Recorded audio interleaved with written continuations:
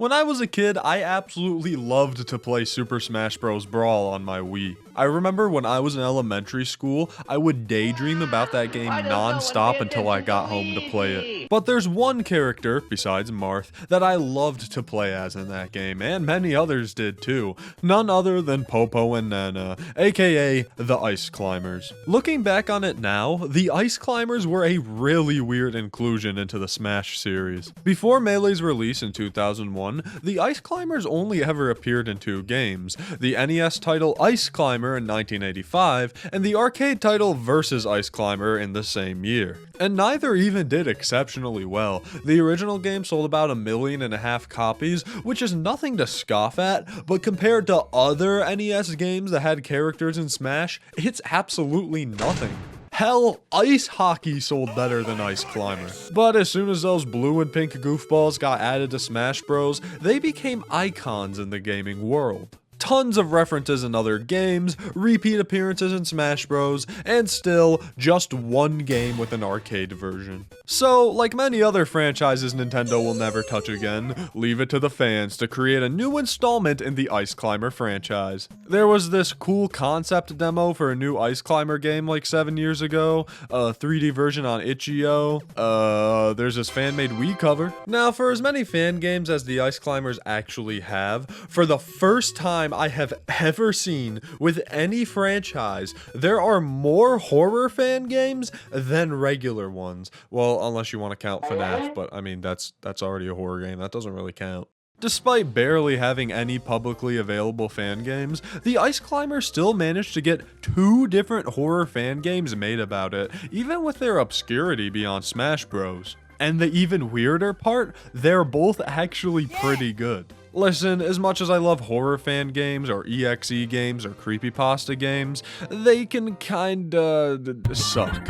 Ever seen Donkey Kong PC port before? Well, now you have, and you'll never be able to undo that for the rest of your life. Speaking of EXE games, a quick announcement for all the game developers watching, the LuigiKid.exe Challenge 4 has officially begun. For the past few years, the YouTuber Luigi Kid Gaming has been holding a game competition where you make and submit a .exe game, and this year, you have a chance to win up to $1,000 and a ton of cool Elgato gear. Now, I'm not sponsored by this at all, but I actually am a sponsor myself, as I'll be helping judge this year as well as providing some prize money. So if you want to try your hands at winning that prize or just want an excuse to make a .exe game, you could join Luigi Kid's Discord in the description down below to read the rules and enter. Good luck to all the game developers out there. I'll be watching.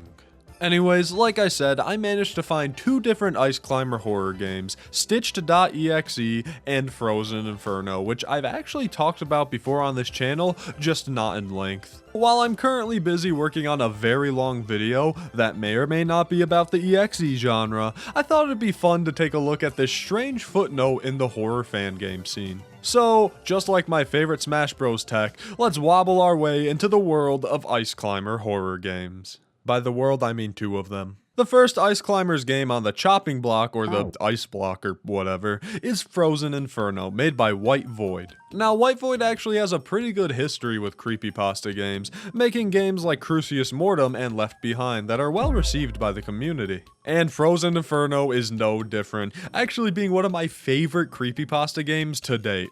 Well, it's like top 15. I don't really know. I haven't sat down and thought about it. I'll save my comments until after we talk about it though. Let's do some spooky mountain climbing, shall we? Not that spooky mountain climbing. Right off the bat, this game looks fantastic. Listen, I like EXE games and creepypasta games more than most people, but sometimes they just don't look good.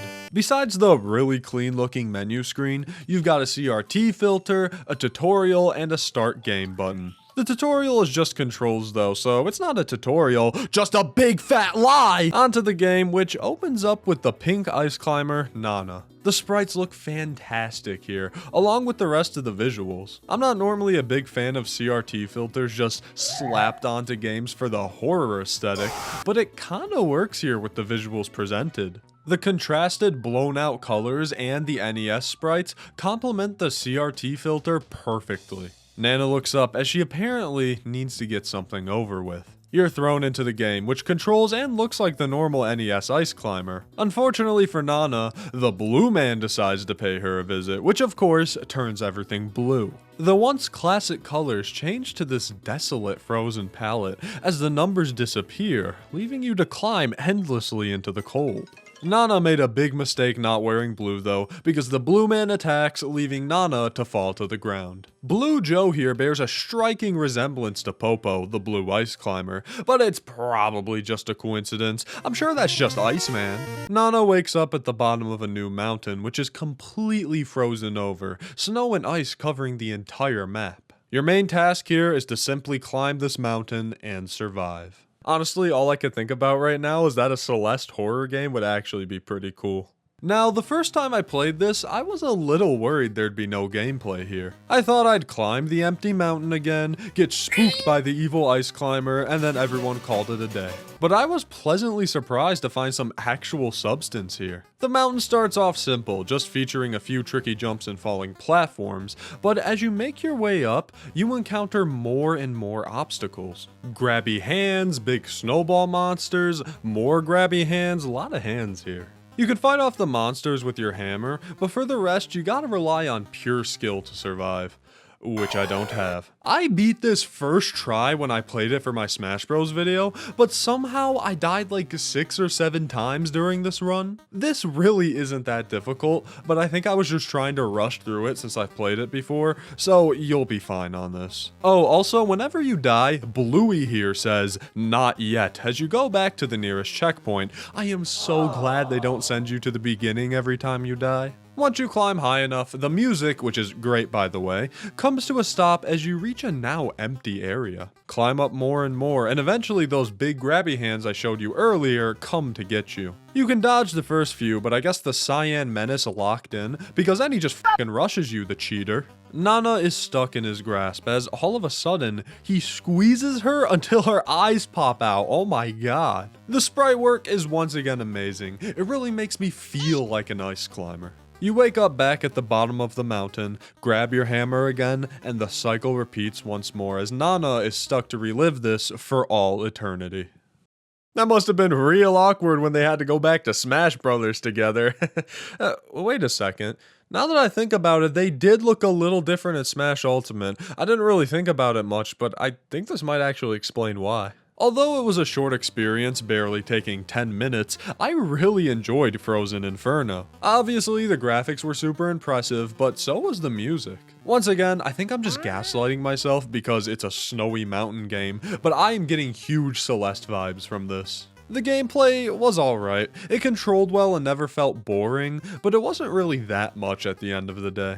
I think that's fine though. I think this concept works a lot better as a simple short horror game. I feel like the typical EXE gameplay tropes like boss fights or chase scenes wouldn't really fit a game like this. It's got a very uneasy and almost chill feeling to it, building up to that big moment at the end. It's not like other EXE games that use blood or gore throughout the whole thing. It holds you from that and then utilizes it as the big scare, making you more shocked by its inclusion. I don't like how I phrased that. It's not like the other EXE games. Overall, Frozen Inferno is really good. I know White Void has been recently focusing on bigger projects like the new Crucium Mortem update or even their own game, but I'd like to see more unique short horror games like this in the future. Oh, also, I just realized this now. Apparently Nana accidentally killed Popo, and that's why he's doing all of this. Yeah, no, she deserved it. But what's better than 2 dead ice climbers? 4 dead ice climbers as we get into the next game, Stitched.exe.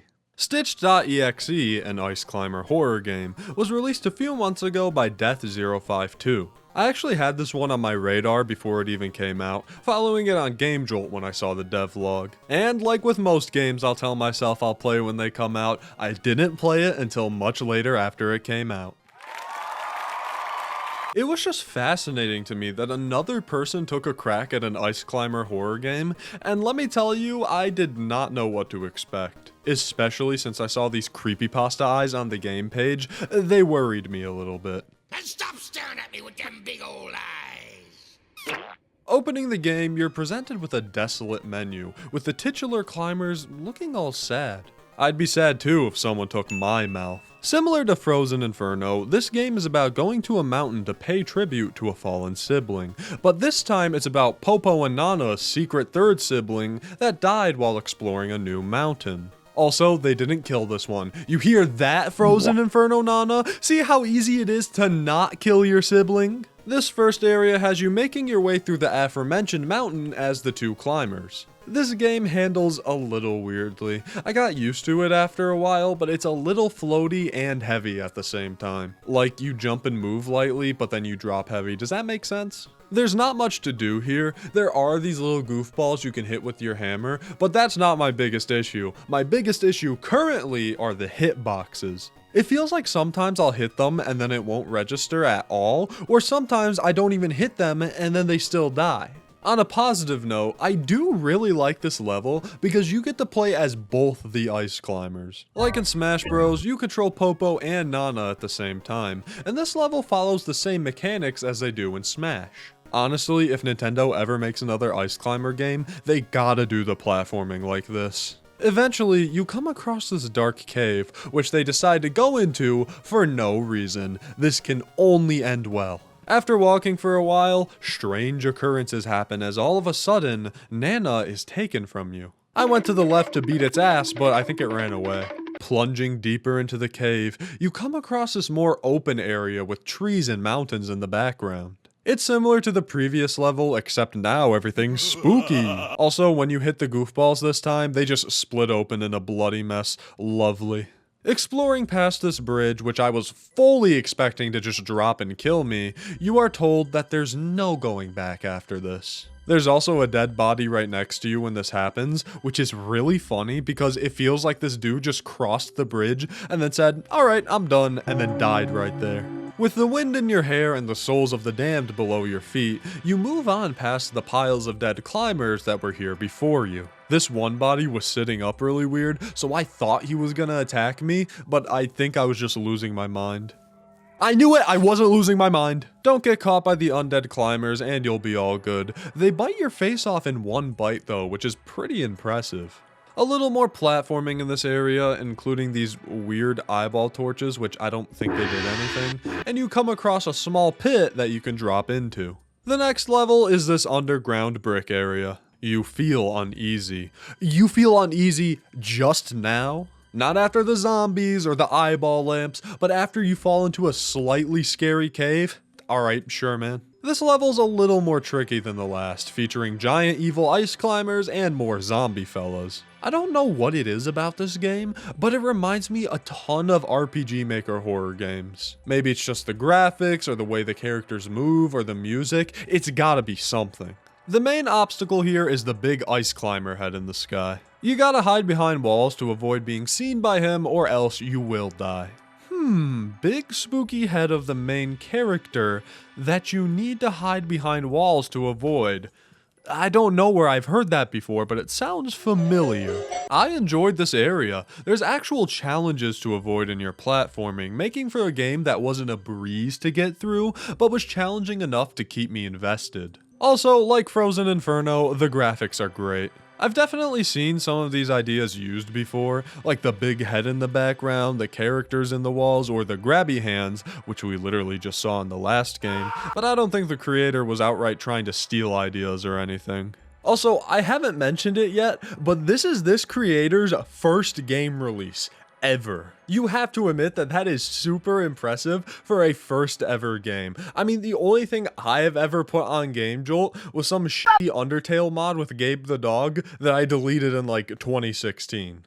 After surviving, well, whatever all of that was, you come across a hallway full of pictures of the third sibling, the one that died so long ago. I don't think we ever get a proper name for this guy. They do remind me of my favorite Lego piece, so we'll be calling this character Piece 64,727. After passing the portraits of Piece 64,727, they get scarier and scarier as your screen fills with red static. All of a sudden, he appears behind you, and in the biggest twist of the game, he tries to talk things out with you, and then he gives you a heartfelt apology? That's crazy.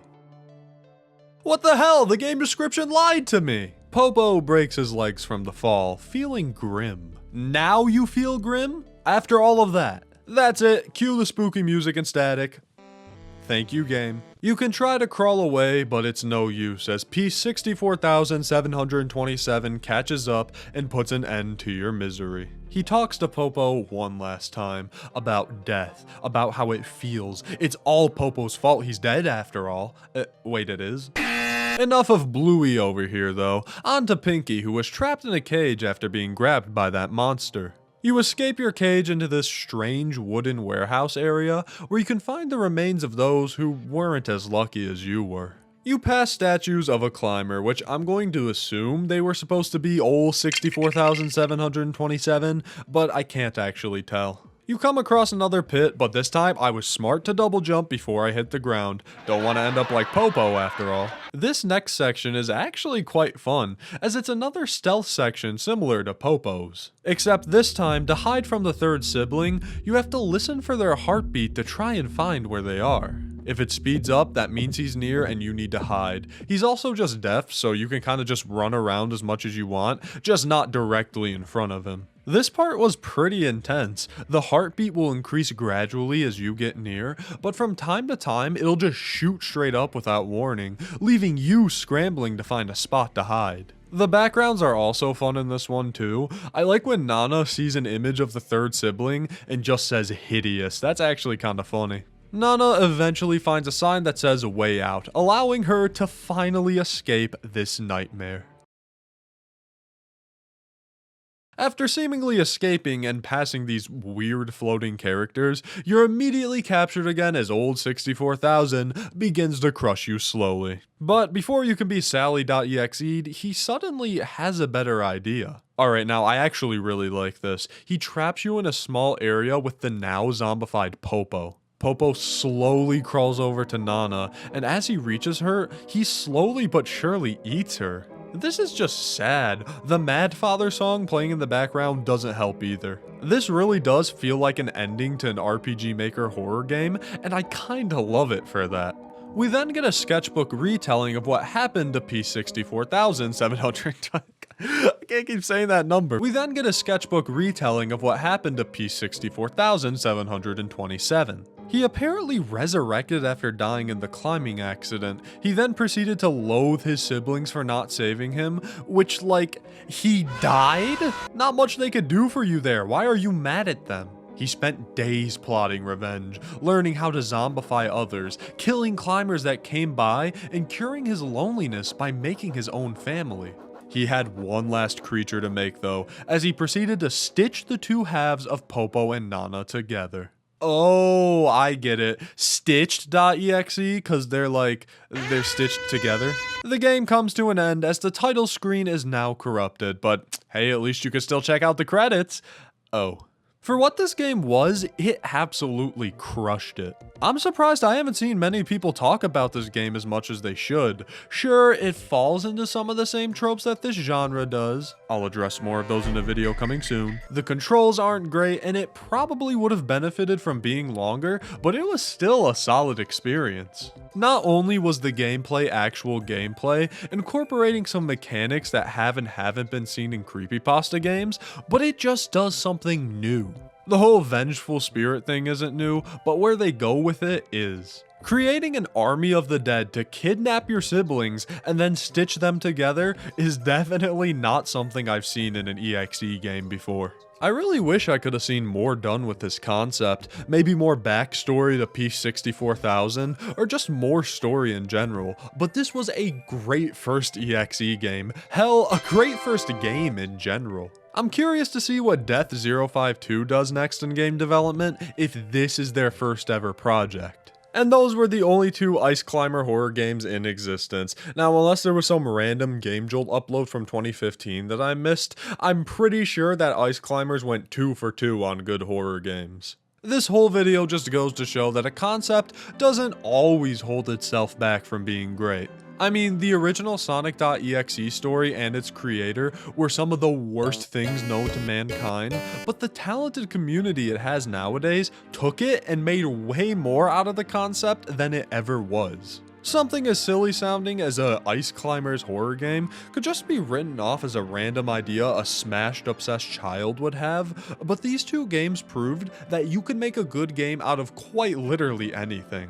It makes me wonder, are there concepts in the creepypasta genre that would normally sound bad that we have yet to see reach its full potential?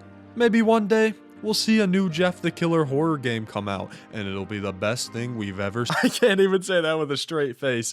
Jeffrey Woods is not making a comeback this year, I can assure you.